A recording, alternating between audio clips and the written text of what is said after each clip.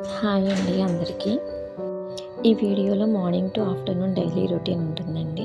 ఇక్కడ నేను దోస రుబ్బు, ఇడ్లీ బ్యాటరు ఒకేసారి చేసి పెట్టుకున్నాను. అలాగే ఇన్‌స్టంట్ చట్నీ కోసం కూడా ప్రిపేర్ చేసి పెట్టుకున్నాను.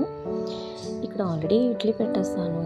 దోసలు అడిగారు మా వాళ్ళు. సో, మా అత్తయ్య ఏం ఐడియా ఇచ్చారంటే, ఒక 2 ఇడ్లీస్ ఒక్కొక్క దోస వేస్తే నీకు ఈజీగా ఉంటుంది అన్నారు. సో, అదే చేశాననమాట. ఇక్కడ కొంచెం ఆల్రెడీ కొత్తిమీర చట్నీ ఉంది. ఇంకా దోసకి ప్రిపేర్ చేస్తున్నాను. ఇదైతే ఇన్‌స్టంట్ చట్నీ. ఇది కూడా అత్తయ్య చెప్పారు. పచ్చి కొబ్బరి, పచ్చిమిర్చి అలాగే కొంచెం పుట్నాల పప్పు ఉంటే అది కూడా మిక్సీ చేసేసి తాలింపు వేసేస్తే టేస్ట్ మాత్రం సూపర్‌గా ఉందండి. ఒకసారి ట్రై చేసి చూడండి. ఇన్‌స్టంట్ చట్నీ చాలా బాగా వచ్చింది. నా దగ్గర కొంచెం పుట్నాల పప్పు అవైలబుల్‌గా లేక నేను కొంచెం పల్లీలు ఉంటే అవి మిక్స్ చేశాను. మీరు పుట్నాల పప్పు వేస్ట్ చేయండి, బావుంటుంది. తాలింపుకి తెలిసిందే కదండీ, నార్మల్‌గా వేసే పోపులే. సో, తాలింపు వేసేసాను. చట్నీ రెడీ అయిపోయింది. దోస వేసేసాను. సో, ఇది మా టిఫిన్ ప్లేట్. కానీ గిన్నెలు చూసారా ఎన్నయ్యాయో? ఇడ్లీ మిగిలిపోయింది దోసలు వేయడం వల్ల. కానీ తప్పదు, అడిగారు కదా! ఇప్పుడు ఇంకా కర్రీ ప్రిపేర్ చేస్తున్నాను టిఫిన్స్ అయిపోయాక. ఈరోజు నేను పన్నీర్ కర్రీ ప్రిపేర్ చేస్తున్నానండి. దానికోసం ఆనియన్స్ అండ్ టమాటోస్ కట్ చేస్తున్నాను. ఇక్కడ ఈ చిన్న క్లిప్ అయితే మా పాప షూట్ చేసిందండి. నేను యాక్చువల్‌గా ఒక హ్యాండ్‌తో ఫోన్ పట్టుకొని ఒక హ్యాండ్‌తో కుక్ చేస్తూ చూపిస్తున్నాను. సో, ఇక్కడ కటింగ్ పాసిబుల్ కాదు కదా అని తనని హెల్ప్ అడిగితే షూట్ చేసింది పాపం. ఆల్రెడీ రైస్ రెడీ అయిపోయింది. ఇప్పుడు కర్రీ చేస్తున్నాను. ఫస్ట్ ఏం చేస్తున్నానంటే ఆయిల్‌లో టమాటోస్ అండ్ ఆనియన్స్ ఫ్రై చేసుకోవాలి. అలాగే కొంచెం జీడిపప్పు కూడా. ఇది ఎందుకంటే గ్రేవీ కోసం. ఇవి ఆయిల్‌లో ఫ్రై అయ్యేలోపు నేను ఆల్రెడీ ఆలు కట్ చేసి పెట్టుకున్నాను. అలానే ఇంకా ఇక్కడ ఏం చేశానంటే పన్నీర్‌కి కొంచెం సాల్ట్ అండ్ కారం కూడా మిక్స్ చేసి ఉంచాను. అలాగైతే కొంచెం టేస్ట్ బావుంటుందని. అలా కొంచెం కాజు ఉంచాను. కొన్ని ఆనియన్స్ కూడా. ఇది ప్రిపేర్ చేస్తూనే ఒక పక్కన రసం కూడా పెట్టేశాను. సో, అది మరిగిపోతుంది. అలానే మీకు ఒక చిన్న టిప్ చెప్తాను చూడండి. అన్నము ఇలా వార్చేసిన తర్వాత వదిలేస్తే పొడి పొడిలాడుతూ ఉండకుండా గడ్డలా ఉండిపోతుంది కదండీ! దానికి నేను ఫాలో అయ్యే చిన్న టిప్ ఏంటంటే, ఆ గిన్నెలోనే అలా వదిలేయకుండా వేరే డిష్‌లోకి ఇలాగా చేంజ్ చేసేయాలన్నమాట రైస్‌ని. అప్పుడు పొడి పొడిలాడుతూ ఉంటుంది.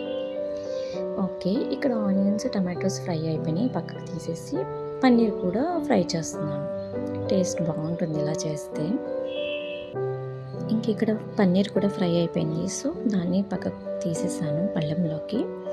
ఇప్పుడు ఒక బిర్యానీ ఆకు, ఆ మిగిలిన ఆయిల్‌లో ఒక బిర్యానీ ఆకు, దాల్చిన చెక్క, ఒక యాలక్కాయ, 2 లవంగాలు వేసేసి ఫ్రై చేస్తున్నాను. తర్వాత దాంట్లో ఆనియన్స్ వేయాలి. తర్వాత ఆల్రెడీ మనం పక్కకు తీసిన ఆనియన్స్, టమాటోస్ ఉన్నాయి కదా!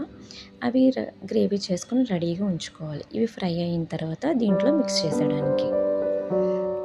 ఈ ఆనియన్స్ అండ్ పచ్చిమిర్చి కొంచెం ఫ్రై అయిన తర్వాత ఆల్రెడీ మనం కట్ చేసి పెట్టుకున్న ఆలు ఉన్నాయి కదండీ! ఆ పీసెస్‌ని వీటిలో వేసేయండి.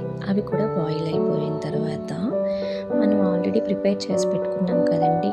గ్రేవీ కోసం ఆనియన్స్, టమాటో అండ్ కాజు పేస్ట్, దాన్ని ఈ ఆలు కూడా బాయిల్ అయిపోయిన తర్వాత మిక్స్ చేసుకోవాలి. ఇప్పుడు నేను ఇందులో అల్లం వెల్లి పేస్ట్ వేస్తున్నానండి 1 స్పూను. అసలు ఆయిల్ లేదు చూసారా? ఎందుకో తెలుసా? ఆల్రెడీ మనం పన్నీర్ వేయించాం కదా! దాంట్లో ఎంత ఆయిల్ ఉందో చూడండి. అందుకే నేను దాంట్లో ఆయిల్ యాడ్ చేయలేదు. ఆయిల్ ప్లేస్‌లో ఇప్పుడు కొంచెం బటర్ యాడ్ చేస్తాను. సో, టేస్ట్ కూడా యాడ్ అవుతుంది. చూసారా? 1 స్పూన్ బటర్ యాడ్ చేశాను. ఈలోపు మా చిన్నోడొచ్చి ఏడుస్తున్నాడు. వాడిని వాళ్ళ అక్క కొట్టిందంట చేతి మీద. సో, ఇప్పుడు నన్ను వచ్చి కొట్టమని చెప్తున్నాడు వాళ్ళ అక్కని. అందుకని వచ్చి ఏడుస్తున్నాడు. ఇక్కడ ఆల్రెడీ మనం అదిగోండి గ్రేవీ ప్రిపేర్ చేస్తాం కదా! ఇప్పుడు ఆ గ్రేవీని మనం యాడ్ చేయాలి. గ్రేవీ కొంచెం కుక్ అయింది. ఆలు కూడా కుక్ అయిన తర్వాత పన్నీర్ కూడా యాడ్ చేస్తాను. పైన కస్తూరి మేతి వేసాను. అలాగే కొంచెం వాటర్ కూడా యాడ్ చేశాను. ఈలోపు ఒక పక్క చారు తాలింపు వేస్తున్నాను. కర్రీ కూడా రెడీ అయిపోతుంది. ఇక్కడ నేను ఫాలో అయ్యే ఇంకో చిన్న టిప్ ఏంటంటే, చారు తాలింపు వేసిన వెంటనే మూత పెట్టేస్తానండి. ఆ ఫ్లేవర్ బయటకు పోకుండా. మీరు అలానే చేస్తారా? ఓకే అండి. కర్రీ కూడా రెడీ అయిపోయింది ఇంకా. ఇదండి మార్నింగ్ టు ఆఫ్టర్‌నూన్ రొటీన్. కాదు టిఫిన్ టు లంచ్ రొటీన్.